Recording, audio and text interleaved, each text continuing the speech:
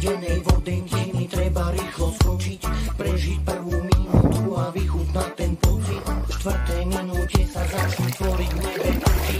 Nepodľahni psychike a vydržte muky. Limit svojho tela určuješ si len ty sám. Nikomu nemusíš dokazovať, že si pán. Draždiak a zlaté piecky, to sú prvé kroky. Ozajstný hardcore sú tatranské toky. Do studenej vodenky mi treba ísť. Do studenej vody. Do studenej vodenky mi treba ísť. Do studenej vody. V studenej vodenke je väčšinou vína.